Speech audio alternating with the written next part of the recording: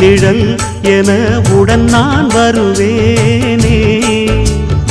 ஏழ் பிறப்பும் உயிர் துணை உனை நான் பிரியேனே.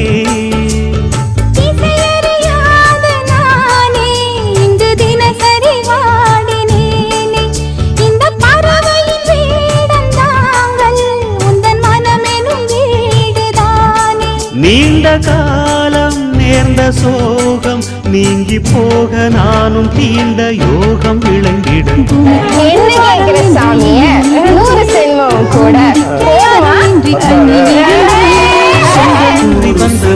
நானும் இருந்தேன்